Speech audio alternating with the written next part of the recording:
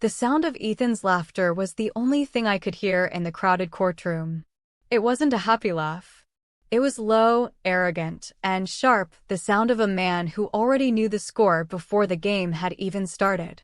I sat there, hands folded on the cold wooden table, watching him. Ethan Wallace. The billionaire CEO of Wallace Tech. The man I had shared a bed with, cooked for, and loved for 10 years. Right now, he looked at me like I was a stain on his expensive Italian loafer. He leaned back in his chair, whispering something to his shark of a lawyer, Gregory Hale. They both smirked. They thought this was funny. They thought they were about to crush me, the simple, quiet girl from a no-name town who had no family and no money. They thought they were going to leave me with absolutely nothing. Ethan thought winning would be the easiest thing he'd done all year. He thought I was powerless. He was wrong. Because in exactly 3 minutes, the doors behind us were going to open, and Ethan Wallace was going to realize he hadn't just filed for divorce against a lonely housewife.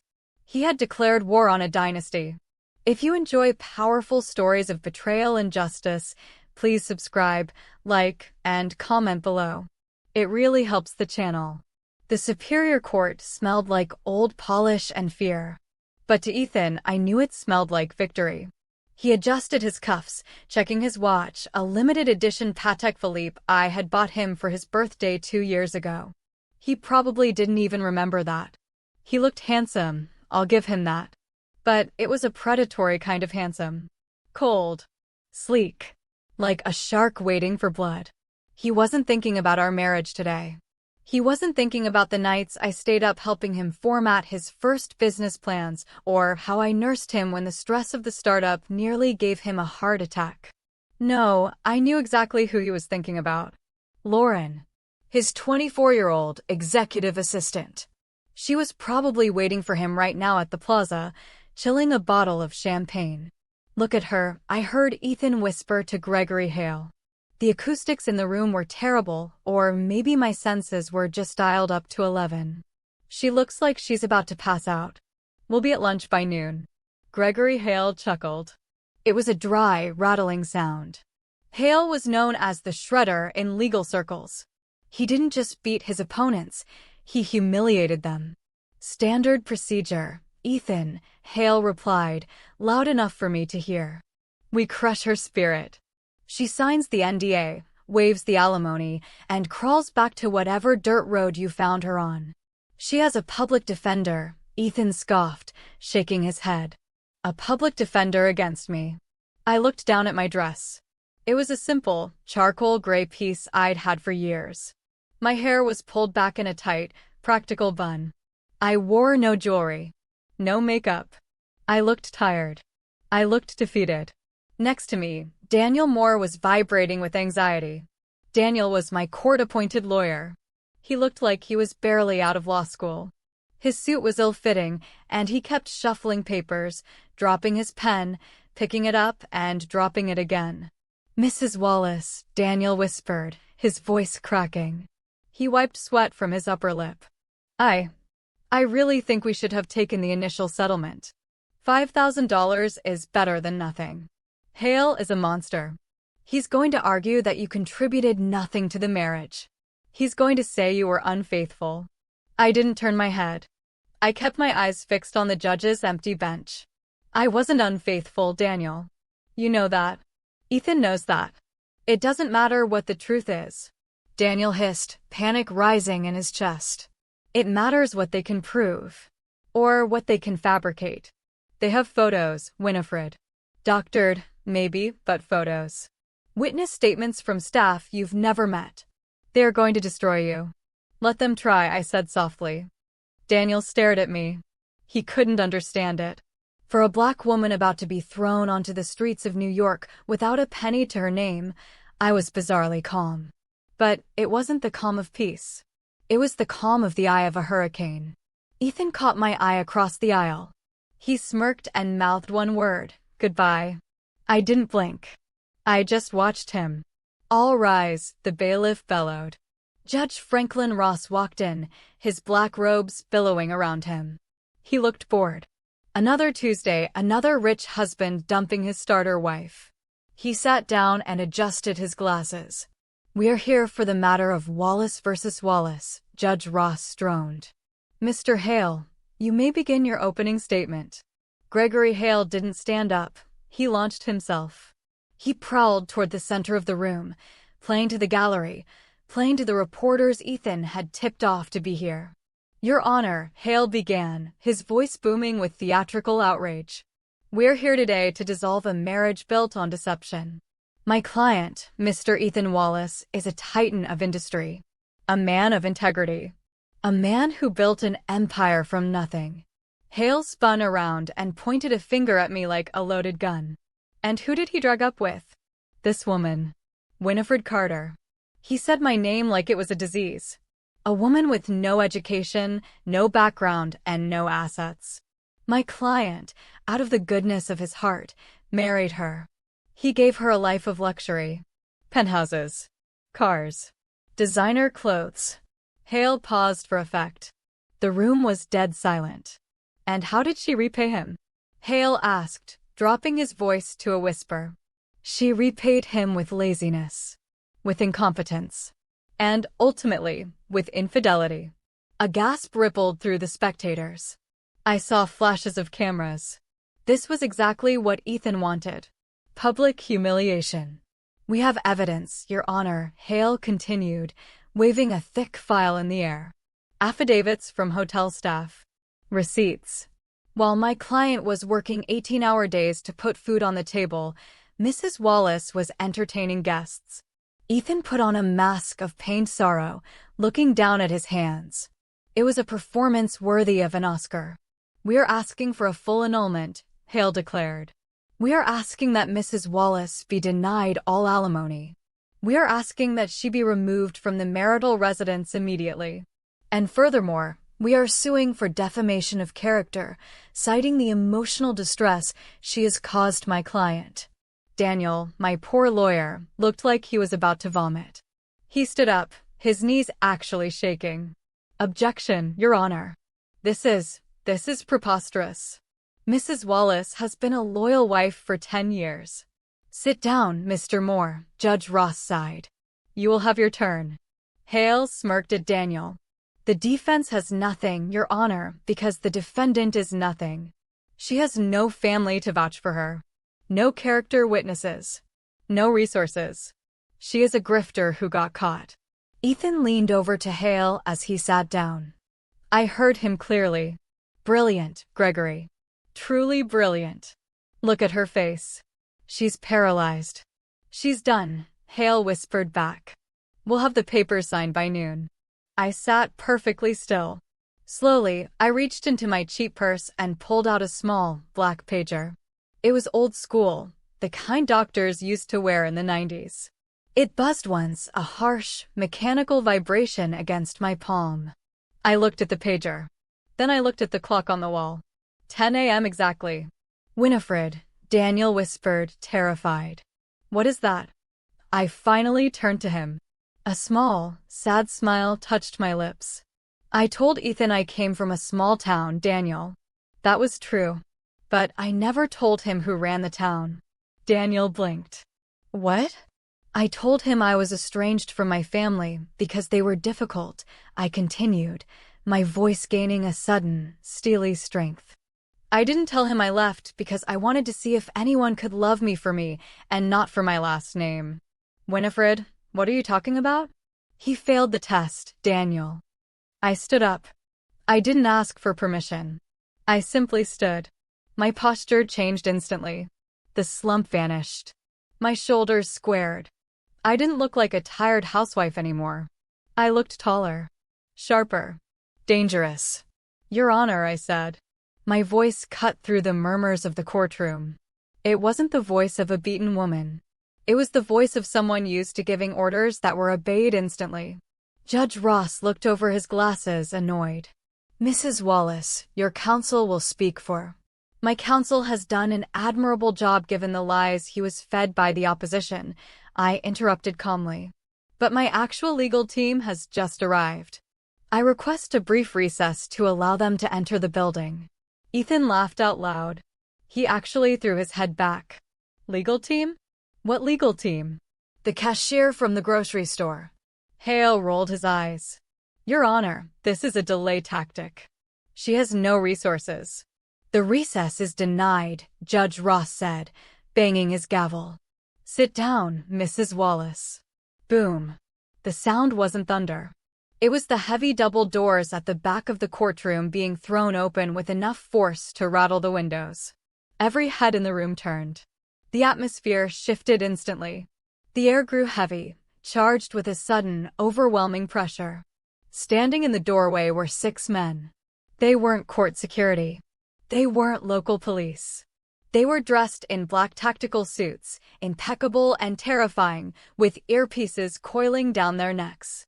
They moved with a synchronized fluidity that screamed elite military training. They stepped aside, forming a corridor. Ethan frowned, his laughter dying in his throat. Who the hell are these people? Through the corridor of guards walked a man and a woman. The man was older, tall, with dark skin and a presence that made the air in the room feel thin. He wore a charcoal suit that cost more than Ethan's Porsche.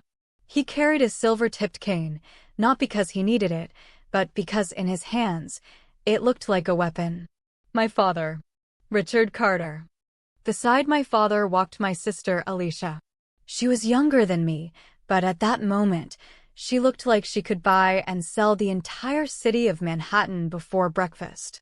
She wore a white power suit that looked less like clothing and more like armor. Her hair was cut in a sharp, asymmetrical bob, and she carried a leather briefcase stamped with a gold crest, a lion holding a sword. Behind them came a phalanx of lawyers. Not the frantic, sweaty lawyers of the lower courts like Daniel or even the smug, local sharks like Gregory Hale. These were the Great Whites, the megalodons. There were 12 of them, marching in lockstep, carrying stacks of black files. They didn't look at anyone. They didn't need to. What is the meaning of this? Judge Ross demanded, though his voice wavered slightly. He banged his gavel, but it sounded weak, like a child's toy. You cannot just barge into my courtroom. My father stopped in the center of the aisle. He looked at the judge, then he slowly turned his head to look at Ethan. He didn't look at Ethan like a person. He looked at him like a stain on a very expensive carpet. My apologies, Your Honor, my father said. His voice was deep, smooth, and commanded absolute silence. It vibrated in your chest. We were delayed by your city's atrocious traffic. He paused, letting the silence stretch until it was uncomfortable. I am Richard Carter. The silence that followed wasn't just quiet. It was the kind of silence that happens when a bomb drops but hasn't detonated yet. I saw the color drain out of Ethan's face. He knew that name. Everyone in business knew that name. The Carters weren't just rich. They were the bedrock of the American economy. They owned steel. They owned shipping. They owned the media. Rumor had it they owned half the Senate. They were old money, money that existed before the country had borders. Richard Carter? Gregory Hale stuttered, standing up. He looked like he was having trouble breathing. The industrialist? And I, Alicia said, stepping forward, am Alicia Carter Sterling, senior partner at Sterling and Vance. Hale choked. Sterling and Vance was the most feared law firm in the Western Hemisphere. They handled international disputes, treaties, and the divorces of royalty. They didn't come to Superior Court for a tech CEO. They came to end nations. We're here representing the defendant, my father said, turning his gaze to me. His cold eyes softened instantly. The mask of the Titan dropped, and for a second, he was just my dad. Hello, sweetheart. I stepped out from behind my table. I walked past a stunned Daniel Moore, whose jaw was practically on the floor, and embraced my father. Hi, Dad. Dad? Ethan shrieked. He stood up so fast his chair toppled over with a loud clatter. That's impossible. She's Winifred Jones from Wyoming. She's a nobody. My father released me and turned slowly to face Ethan. The look of affection vanished, replaced by a glacial hatred that dropped the temperature in the room by 10 degrees. She is Winifred Carter, my father corrected, his voice dropping an octave. She used her mother's maiden name, Jones, because she wanted a simple life. She wanted to find a man who loved her, not her inheritance. My father took a step toward Ethan. The bodyguards tensed, ready to intercept, but my father just leaned on his cane, looking down his nose at my soon-to-be ex-husband.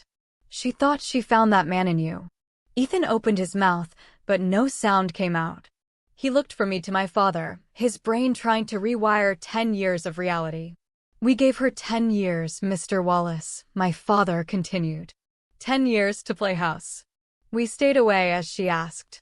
We let her live in your modest apartments. We let her drive your pedestrian cars. We let her cook your meals and clean your clothes. But then Alicia cut in, her voice sharp as a razor. You decided to hurt her.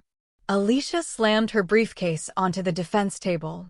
The sound echoed like a gunshot in the quiet room. Even the judge jumped.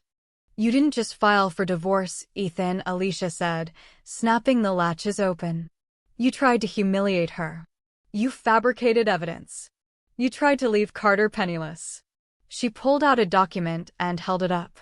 This is a motion to dismiss your fraudulent claims, Alicia announced. And this. She pulled out a second, much thicker document. Is a countersuit.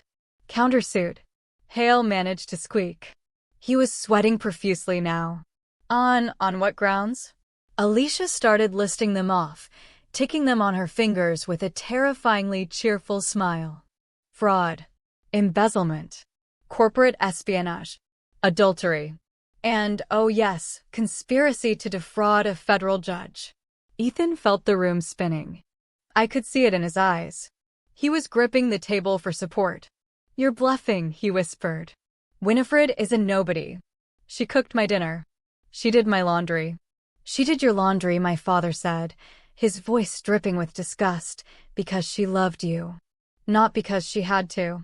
You treated a queen like a servant, and you were too stupid to notice the difference. Judge Ross cleared his throat, trying to reclaim his courtroom. Mr. Carter, while I respect your entrance, you cannot simply take over proceedings. Ms. Carter Sterling, you must file an appearance. Already filed electronically, Your Honor, Alicia said smoothly, not even looking at him. 3 minutes ago. Along with a request to transfer this case to the High Court due to the complexities of the assets involved. Assets? Ethan scoffed, trying to regain his composure. The arrogance was creeping back in, a defense mechanism against the fear. I'm the one with the assets. She has nothing. I spoke then. My voice was calm, but it carried to every corner of the room. Ethan, I said. Who do you think funded your seed round for Wallace Tech? Ethan blinked, confused. Angel investors. A consortium called Omega Holdings. Omega, I repeated. The last letter. The end. I smiled a cold, sharp smile that matched my father's. My trust fund, Ethan. I authorized the investment 10 years ago. I own 49% of your company through shell corporations. My family owns another 2%. I took a step closer to the aisle. That means we own 51%. I'm not just your wife, Ethan. I'm your boss. The color drained from Ethan's face so completely he looked like a wax figure. Gregory Hale looked like he was having a heart attack. He dropped into his chair, fanning himself with a file folder. We are freezing all assets of Wallace Tech effective immediately, Alicia announced, handing a paper to the stunned bailiff. We are also serving you with an eviction notice for the penthouse. The building is owned by Carter Real Estate. You have 24 hours to vacate. You can't do this. Ethan screamed, his voice cracking. He pointed a trembling finger at me. I'm the CEO. I built that company. I built that company with my money, I said. And my patience. Both of which have run out.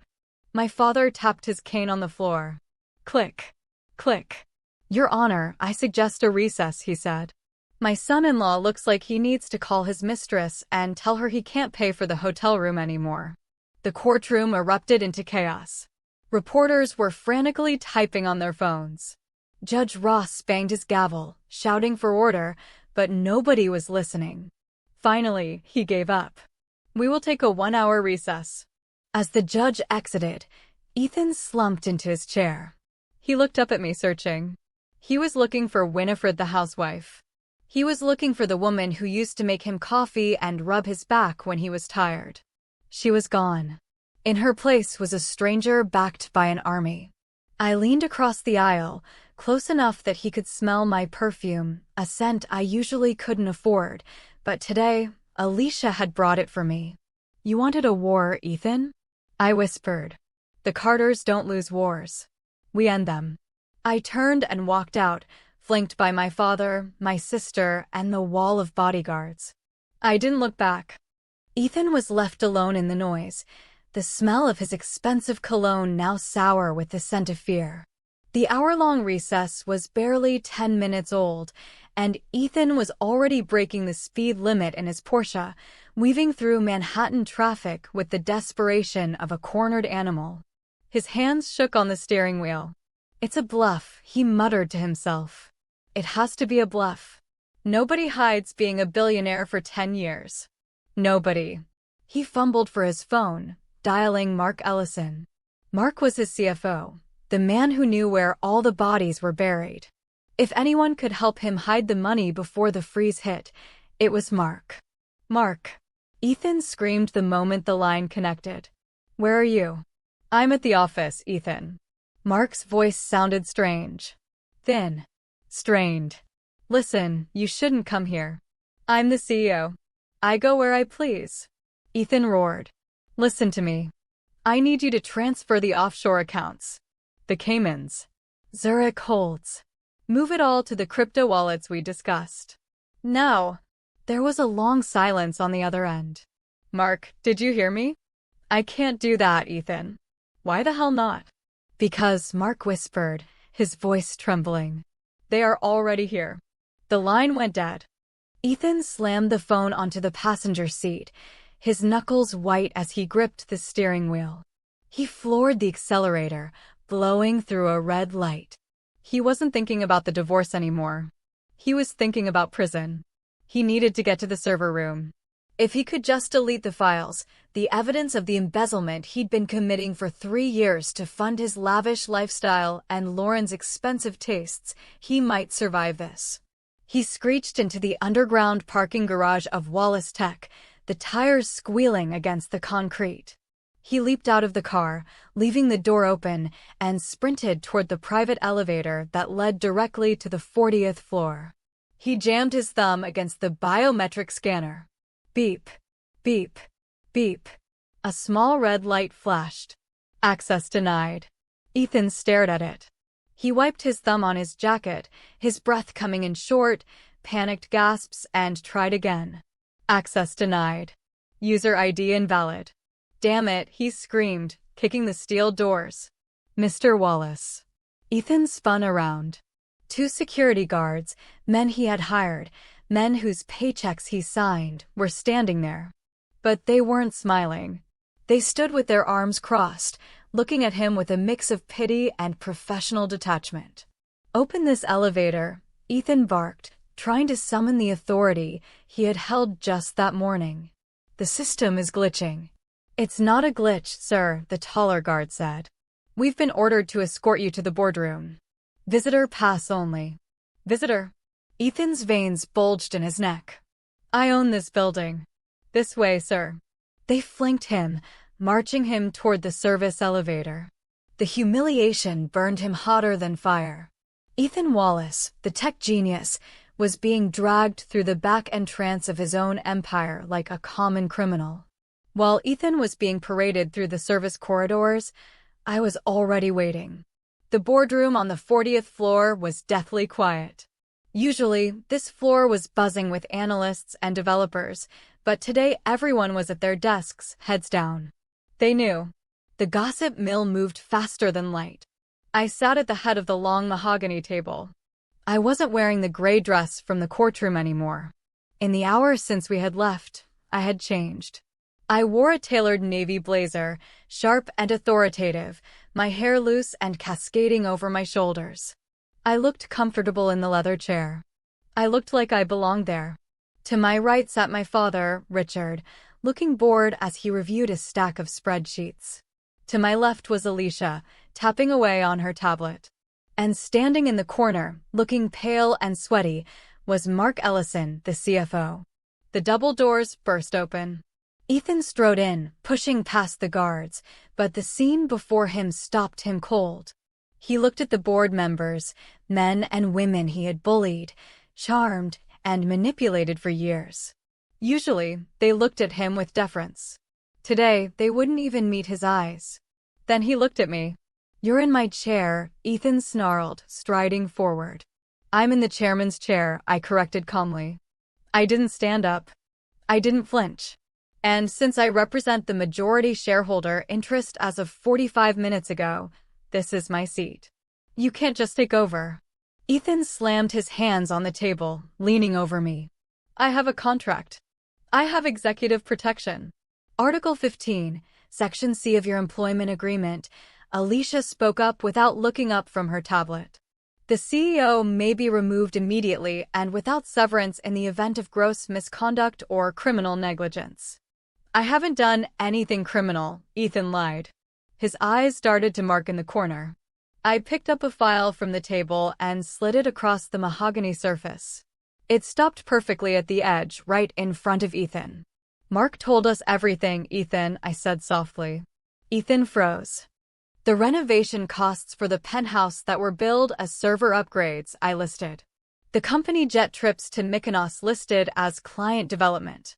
The jewelry receipts for Lauren are labeled as office supplies." Ethan whipped his head around to look at Mark. "You traitor. I have a family." "Ethan," Mark stammered, wiping sweat from his forehead. "Mr. Carter's auditors found the discrepancies in 10 minutes. They offered me immunity if I cooperated." "I'm sorry." Ethan felt the floor tilting beneath him. He looked back at me, desperate. "So what? You fire me. I still have my shares. I have 30% of this company." My father finally looked up. He took off his reading glasses and folded them slowly. "Actually, you don't," my father said.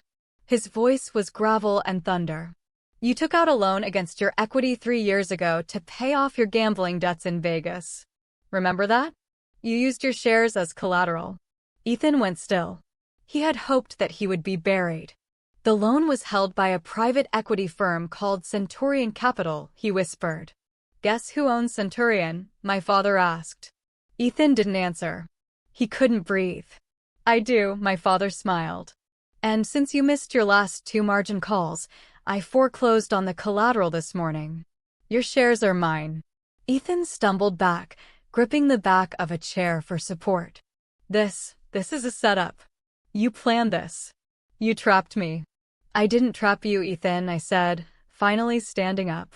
I walked around the table until I was standing inches from him. My eyes were clear, devoid of the fear he used to see in them. "I gave you a safety net. I covered for you.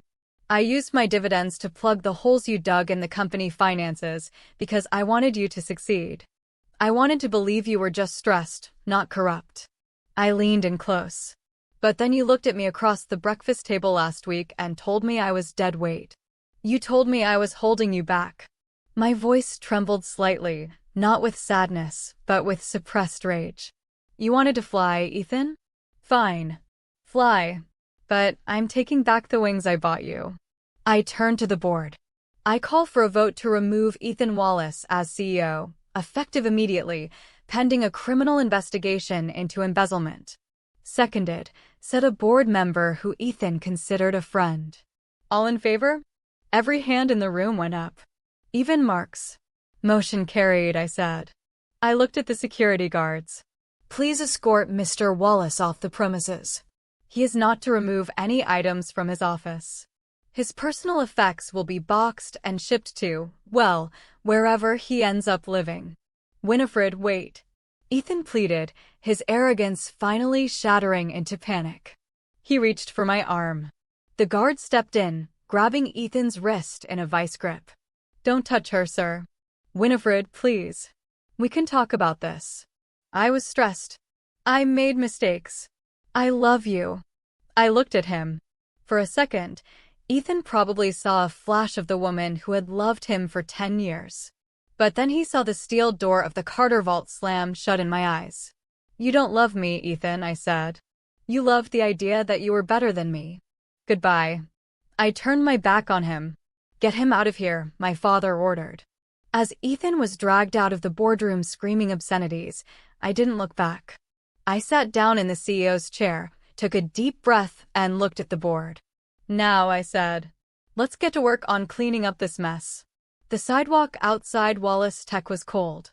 It was a brisk New York afternoon, but to Ethan, it felt like the Arctic. He stood there, sans coat, sans briefcase, sans dignity. The security guards had literally tossed him out the revolving doors. Passers-by were staring. Some were pointing. Ethan realized with a jolt of horror that someone was filming him with a phone. He needed to get away. He needed a drink. He needed a plan. He patted his pockets. He still had his phone and his wallet.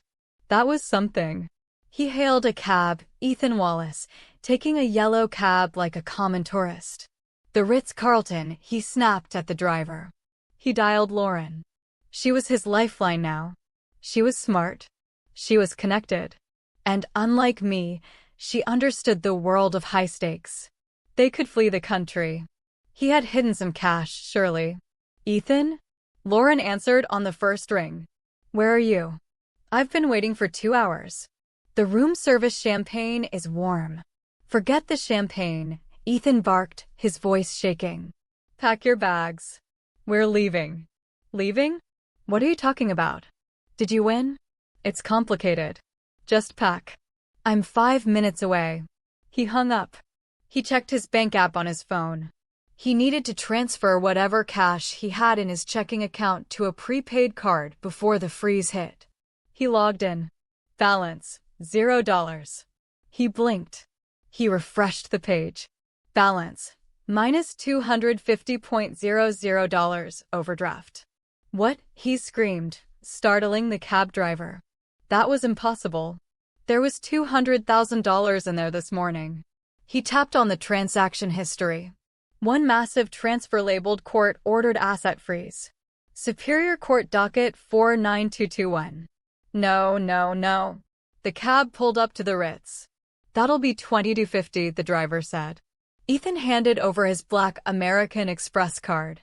The driver swiped it on his mobile terminal. Declined. "Try it again," Ethan snapped. "It's a black card. It has no limit." "It's declined, buddy. Try another one." Ethan tried his Visa. Declined. His MasterCard. Declined. The driver turned around, his eyes narrowing. "You got cash?" Ethan checked his wallet. He had a single $20 bill. He threw it at the driver. "Keep the change." He scrambled out of the cab and ran into the lobby. The opulence of the Ritz, usually comforting, now felt mocking. He sprinted to the elevators and went up to the suite. He burst into the room. Lauren was lounging on the sofa, scrolling through her phone. She looked up, annoyed, but her expression changed when she saw him. He was disheveled, sweating, his tie crooked. "My God, Ethan," she said. "You look like a wreck. What happened?" "They froze the accounts," Ethan gasped, pacing the room. "They knew everything." "Winifred, she's not who we thought she was." Lauren frowned. "What do you mean?" "She's a peasant from Wyoming." "She's Carter," Ethan said. Lauren dropped her phone. It landed on the carpet with a soft thud. "A Carter? Like the Carters?" "Yes. Her father is Richard Carter. They ambushed me. They took the company. They took the house. They took everything." He grabbed Lauren's shoulders. "But we can fix this. You have savings, right? We can go to Mexico. I can rebuild. I have contacts." Lauren stared at him. Slowly, she reached up and removed his hands from her shoulders. She stood up and took a step back. "You lost the company?" she asked, her voice dangerously calm. "They stole it. But I'll get it back. I need you to float us for a few weeks." Lauren laughed. It wasn't a nice laugh.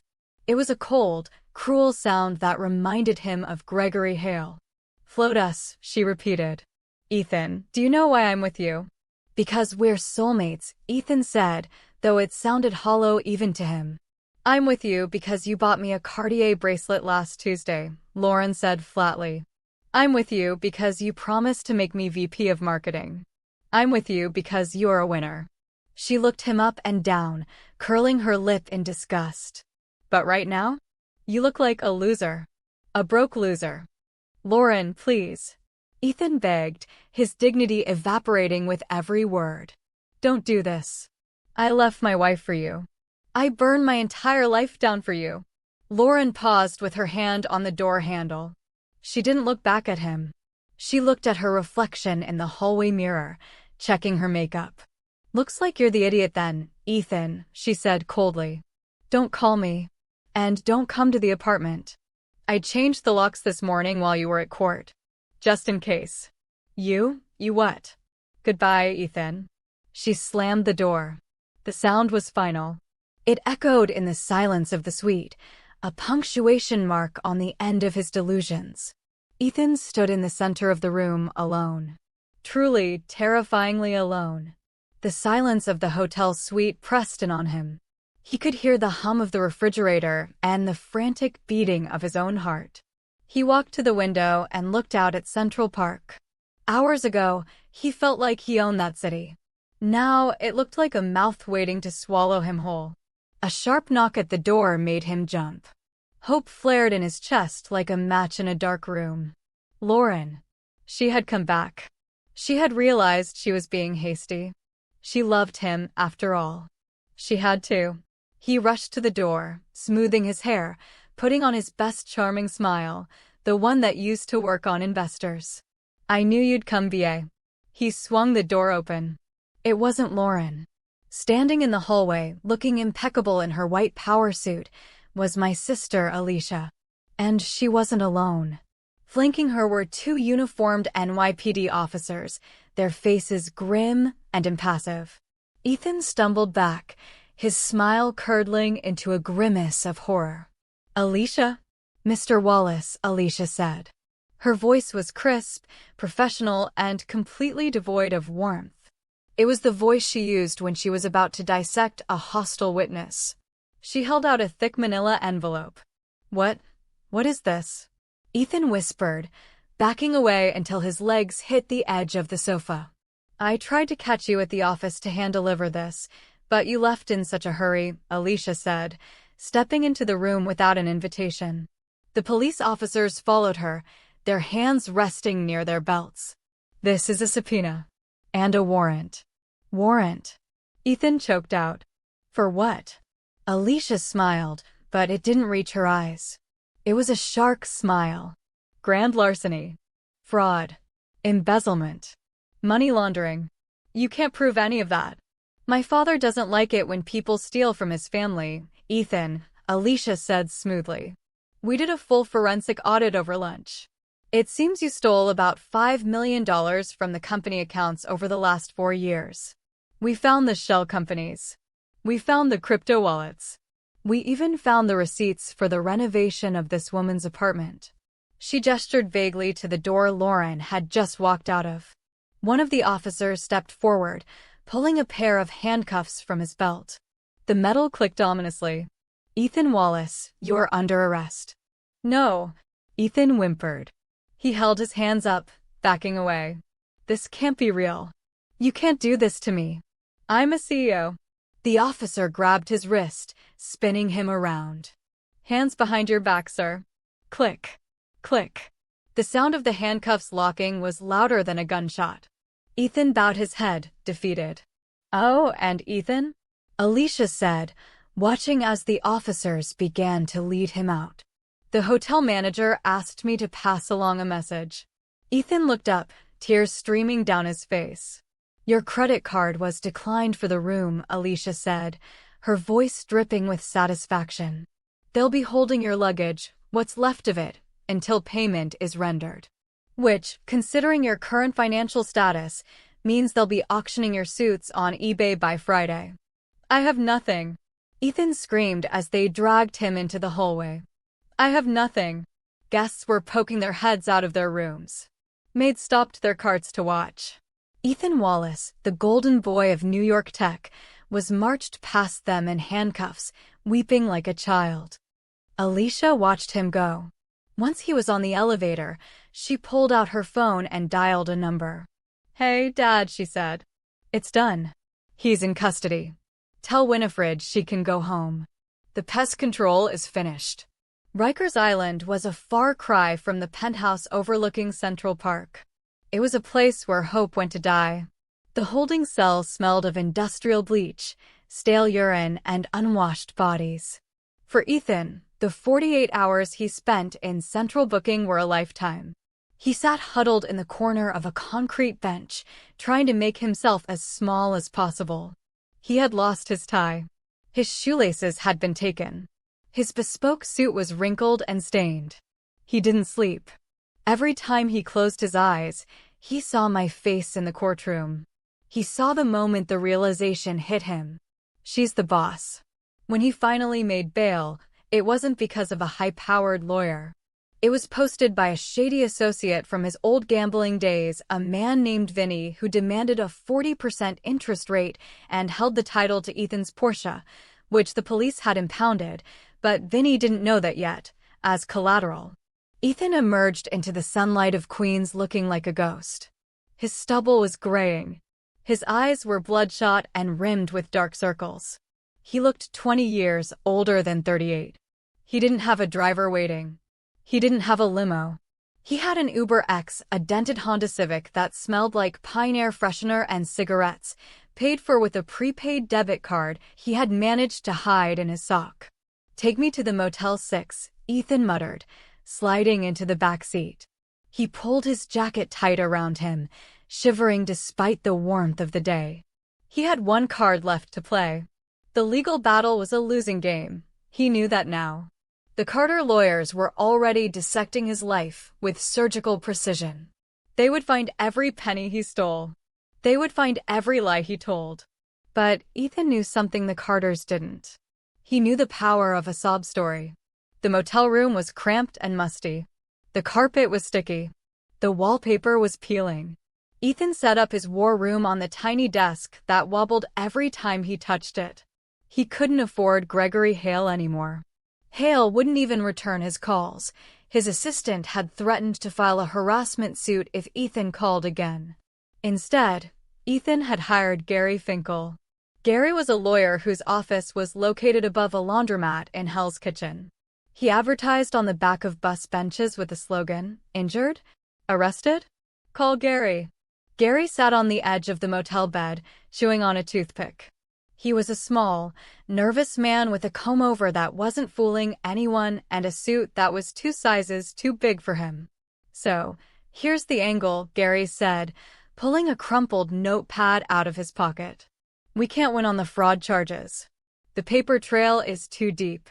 The Carters have receipts for everything." "I know that," Ethan snapped, pacing the small room. "I don't pay you to tell me I'm screwed, Gary." "You barely pay me at all," Gary muttered. "But look at it this way. We can win in the court of public opinion. The Carters? They're bullies. They're the 1% of the 1%. People hate billionaires, Ethan." "I was a billionaire yesterday," Ethan said. "Yeah, but today? Today you're the poor husband who was lied to," Gary said, pointing the toothpick at him. "Think about it. Winifred lied about her identity for 10 years. That is fraud by omission. She entrapped you." "She did," Ethan agreed, stopping his pacing. "She pretended to be poor so she could test me." That's psychological manipulation." "Exactly," Gary exclaimed. "If we spin this right, you're not the bad guy. You're the victim of a cruel, rich family's twisted game like Succession meets Survivor." Ethan stopped. A slow, calculating smile spread across his face. It was the first time he had smiled in 2 days. "I'm the victim," he whispered. It tasted sweet. "I'm the victim." "We go to the press," Gary said, standing up. "We tell them she set you up. We tell them you only moved the money to protect the company because you suspected a hostile takeover, which, technically, She did execute. Get me an interview, Ethan ordered. Get me the biggest show you can find. I can get you on the morning beat, Gary said. The host, Diane, hates the Carters. She's been trying to get an interview with Richard for years, and he snubbed her. Perfect, Ethan said. He looked at himself in the cracked mirror above the dresser. He looked broken. He looked pathetic. Good. I'm going to make them regret the day they messed with Ethan Wallace, he vowed. But he had no idea that while he was plotting his media comeback, I was sitting in my father's library, watching him on a hidden security feed from the motel parking lot. He's going to the press, I said, sipping my tea. My father laughed. Let him. He's digging his own grave. No, I said, setting the cup down. He's not digging a grave. He's building a stage. And I think it's time we joined him on it. The next morning, Ethan Wallace sat across from Diane Sawyer Wannabe on the morning beat, the most popular talk show in the country. He didn't look like the arrogant CEO who had laughed at me in court. He wore a beige cable-knit sweater that was slightly too big for him, probably bought at a thrift store by Gary. He looked humble. He looked broken. I sat in the library of my father's estate, gripping my mug of herbal tea. My father was pacing behind the sofa, muttering curses. Alicia was frantically scrolling through Twitter on her iPad. Look at him, Alicia hissed. He's pathetic.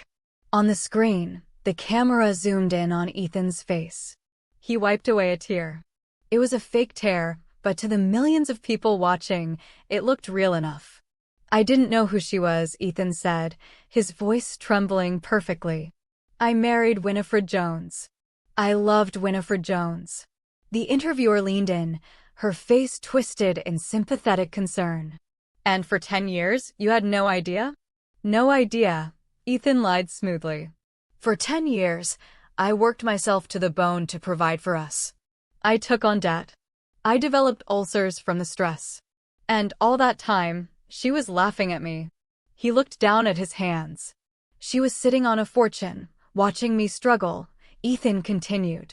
She watched me panic about payroll. She watched me age 10 years and 5. It was a game to her. A cruel, sick experiment to see if I was worthy. That's a lie, my father roared at the TV. He wasn't struggling. He was flying to Mykonos on a private jet. And the embezzlement charges? The interviewer asked softly. The Carters say you stole $5 million. Ethan looked up, his eyes wide and innocent. A misunderstanding. I noticed irregularities in the accounts. I thought we were under attack by corporate raiders. I was trying to move the funds to secure them, to protect the company. I didn't know the irregularity was my own wife. He took a deep, shaky breath. The Carters, they destroy people for sport, Ethan whispered. I'm just a guy from Queens who tried to build a tech company. And they took it all because I didn't pass their twisted little test. The interview ended. Alicia looked up from her iPad, her face pale. It's trending. Hashtag Justice for Ethan is the #1 topic on Twitter. People are eating it up. Read it, I said calmly. Alicia hesitated. Winifred, you don't want to hear this. Read it, Alicia. She sighed. Okay. User TechBro99 says, the Carters are Illuminati-level villains. Ethan is a hero. User Sarah Smiles says, imagine lying to your husband for 10 years. That woman is a psychopath. And, well, there's a GoFundMe for his legal fees. It's already raised $50,000. My father stopped pacing. His face was the color of thunder. He reached for his phone. I will buy that network, he growled. I will buy it by lunchtime and fire everyone involved in that broadcast. No, Dad, I said. My father froze. Winifred, he is slandering our name. He is making us look like monsters. Our stock dropped 2 points this morning because of this. Let him talk, I said. I stood up and walked to the window. Outside, the gardens were peaceful, a stark contrast to the firestorm Ethan had just ignited. Let him build his tower. Let him climb all the way to the top. Why? Alicia asked, baffled. He's winning the narrative. We need to issue a statement. We need to sue him for libel. Ethan is a narcissist, I said quietly, watching a gardener trim the hedges. He thinks he's winning because people are listening. He thinks the public loves him. I turned back to face them. But he forgets one thing. What's that? My father asked. He forgets that I lived with him for 10 years, I said. I know where he keeps the skeletons. Not the financial ones, we already found those. I mean the real ones. I walked over to the table and picked up my phone. Get the legal team ready, I ordered. He wants a public fight? We'll give him one. Set up a deposition. But not a private one. Alicia's eyes widened. What are you thinking? We are going to request that portions of the deposition be released to the press, I said. Ostensibly to ensure transparency, given the high-profile accusations of corporate entrapment he just made on national television. He won't refuse. He's too arrogant. He thinks he has nothing to hide. A slow grin spread across Alicia's face. I love it when you get mean. I'm not getting mean, Vic, I replied, using her childhood nickname. I walked to the door, my heels clicking on the hardwood floor. I'm getting even. The trap was set. Now, I just had to wait for the mouse to walk in. 2 weeks later, the deposition was scheduled. Because of the intense media frenzy Ethan had whipped up, the judge, under pressure from the public, agreed to the unusual request. The deposition would be recorded and transcripts would be made public immediately. It was taking place in a neutral conference room at the Four Seasons Hotel. The hallway outside was packed with reporters. Flashes went off like strobe lights as Ethan arrived. He walked in with Gary Finkel, looking like a king returning from exile. He waved to the cameras. He stopped to sign an autograph. He truly believed his own lie. Inside the conference room, I was already waiting. I sat on one side of the long glass table, flanked by Alicia and my father's lead litigator, Robert Graves. Ethan sat opposite me. He looked confident. He looked at me with a mixture of pity and triumph. He thought he had me cornered. He thought the public pressure would force us to settle, to give him a payout just to make him go away. Mr. Wallace, Robert Graves began, turning on the camera. The red light blinked on. You have stated publicly that you were unaware of your wife's wealth and that you stole company funds only to protect the assets. Is that correct? That is correct, Ethan said, leaning into the microphone like he was recording a podcast. I was trying to save the company from what I thought were external threats. I had no idea my wife was the threat. And you claim you were a faithful, loving husband who was emotionally manipulated? Graves asked. Absolutely, Ethan said, looking directly at me. He put his hand over his heart. I loved Winifred. I would have died for her. I didn't react. I didn't blink. I simply reached into my bag and pulled out a small, silver USB drive. I slid it across the glass table. It spun slowly, stopping right in front of the stenographer. Exhibit A, I said softly. Gary Finkel frowned, adjusting his oversized suit jacket. What is this? We weren't notified of digital evidence. It was obtained yesterday, I said. From the cloud server of your personal phone, Ethan. You really should have changed your password after I left. Password 123 is hardly secure. Ethan paled. That's an invasion of privacy. It's company property, I corrected. The phone was paid for by Wallace Tech. The data belongs to me. Robert Graves took the drive and plugged it into a laptop connected to a large monitor on the wall. Let's play file. Voice memo November 12th, Graves said. The room is filled with static. Then, Ethan's voice rang out, clear as day. He wasn't talking to me. He was talking to Lauren. I tell you, babe, it's almost too easy. The dumb cow doesn't suspect a thing. I just signed the transfer for another $1 million. I'm going to bleed this company dry, declare bankruptcy, and leave Winifred with the debt. She's so desperate for my approval, she'll sign anything. I can't wait to dump her and get a real life. Site 297 to 301. The recording ended. The silence in the room was deafening. It was heavy, suffocating. Ethan's mouth opened and closed like a fish on a dock. Site_start. The victim narrative he had spent weeks building, the tears, the sweater, the interviews, it all evaporated in 10 seconds. And let's look at this one, I said, pointing to the screen. An email chain appeared. It was between Ethan and a known corporate raider, a man named Silas Thorne. Subject: selling out Winifred. Body: once I strip the assets, you can buy the shell for pennies. I'll make sure the wife takes the fall for the IRS audit. She's clueless. I need the cash for the gambling debts in Macau. Site: 305 to 308. Gary Finkel closed his notebook. He looked at Ethan with sheer disgust. Even the strip mall lawyer had standards. Site_start. You told me you were innocent, Gary whispered. I. Ethan stammered.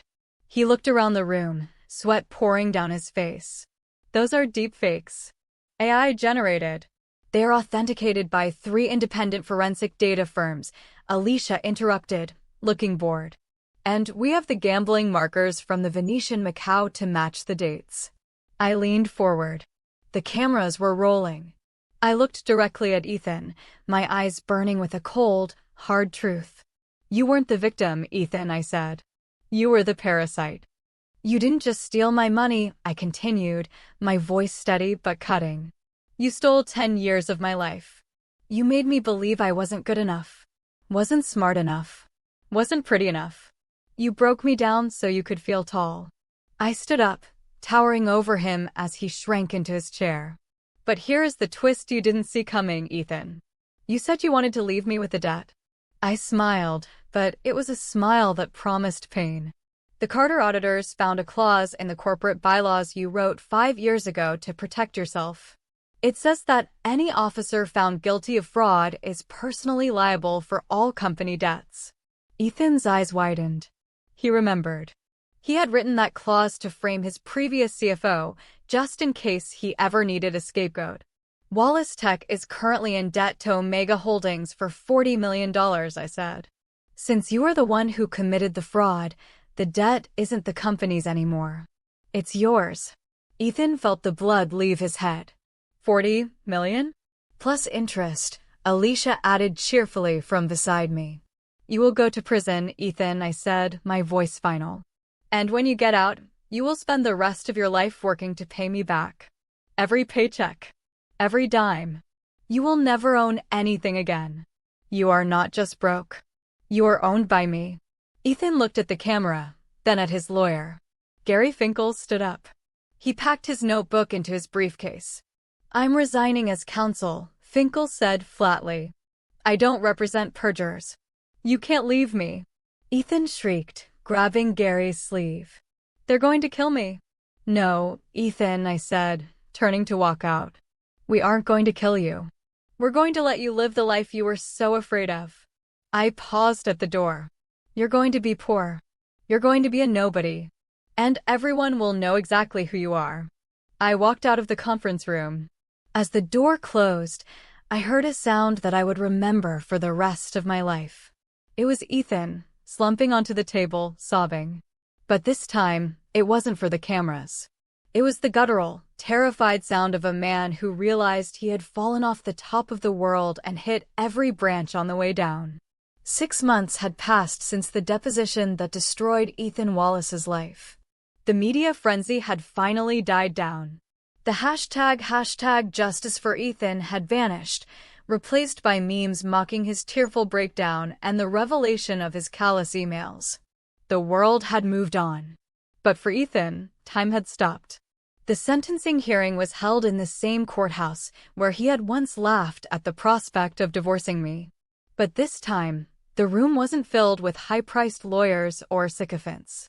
It was filled with the heavy silence of inevitability. Ethan stood before Judge Ross. He wore an orange jumpsuit, the standard issue for federal inmates. The prison barber had shaved his head, revealing the scalp of a man who looked defeated. He had lost 30 pounds. His skin was sallow. His eyes were hollow, darting nervously around the room, still looking for a savior that wasn't coming. I sat in the gallery, flanked by my father and Alicia. I wore a white dress, simple, elegant, a stark contrast to the drab gray I had worn 6 months ago. I didn't look like a victim anymore. I looked like a survivor. I looked like a queen. "Ethan Wallace," Judge Ross said, looking down from the bench with zero sympathy. He adjusted his glasses, reading from the thick file before him. "You have pleaded guilty to 3 counts of wire fraud, 2 counts of embezzlement, and 1 count of perjury. You betrayed the trust of your investors, your employees, and most egregiously, your wife." Ethan didn't speak. He just stared at the floor, his hands trembling in the cuffs. "The prosecution has recommended the maximum sentence," Judge Ross continued. "And frankly, I see no reason to deviate. You are sentenced to 15 years in federal prison." A gasp went through the few reporters in the back. 15 years. It was a lifetime in the world of finance. By the time he got out, the world would be unrecognizable. Furthermore, the judge added, peering over his glasses, restitution is set at $42 million, payable to Wallace Tech and its parent company, Omega Holdings. Your assets have already been liquidated, yielding approximately $3 million. The remainder will be garnished from any future earnings until the debt is satisfied. Bang! The gavel came down. It sounded like a coffin lid slamming shut. As the bailiffs moved to take him away, Ethan turned. He looked at me for the first time in 6 months. He didn't look angry or manipulative. He didn't look like the shark who ate lesser men for breakfast. He just looked pathetic. "Winifred," he rasped. His voice was raw from disuse. I'm sorry." I stood up. I walked to the railing that separated the gallery from the court floor. I looked at the man I had wasted a decade on.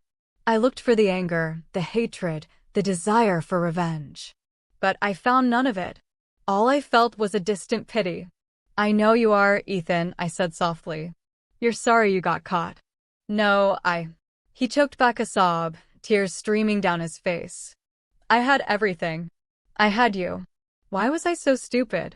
"Because you thought power was something you took from others," I said, my voice clear and strong. "You didn't realize that true power is what you give." "I gave you everything, Ethan. I gave you my heart, my trust, and my family's resources. And you threw it away for an illusion." I turned to leave. "Winifred," he called out, desperation creeping back in as the bailiffs grabbed his arms. Will you visit me?" I stopped. I looked at my father, who gave me a supportive nod, leaning on his silver-tipped cane. I looked at my sister, who was checking her watch, ready to conquer the next boardroom. Then I looked back at Ethan one last time. "No, Ethan," I said. "I have a company to run. And a life to live. Goodbye." I walked out of the courtroom, the heavy oak doors closing behind me with a definitive thud. Outside, the air was crisp and clean. It was spring in New York. The trees were budding, and the city felt alive. The paparazzi were waiting at the bottom of the steps, cameras flashing, shouting questions. "Mrs. Wallace. Mrs. Wallace. How do you feel? Is it true you're taking over as permanent CEO? What's next for the Carter empire?" I stopped at the bottom of the steps. I put on my sunglasses, shielding my eyes from the glare. I looked at the sea of microphones. "My name," I said, smiling for the cameras, "is Winifred Carter." "And what's next?" "Everything." I got into the waiting limousine where my father was pouring 2 glasses of sparkling water. "You did good, kid," my father said, clinking his glass against mine. "You handled him with grace. Better than I would have. I would have bought the prison and turned off the heat." I laughed, a genuine, happy sound. "That won't be necessary, Dad. Living with himself will be punishment enough." "So," Alicia asked, flipping open her laptop as the car merged into traffic. "We have a board meeting at 3. The Asian markets are opening. We need to discuss the expansion into Tokyo. The projections are looking good, but we need a steady hand on the wheel." I leaned back, closing my eyes for a moment. I thought of the small town where I had tried to hide. I thought of the lonely nights in the penthouse waiting for a husband who didn't care.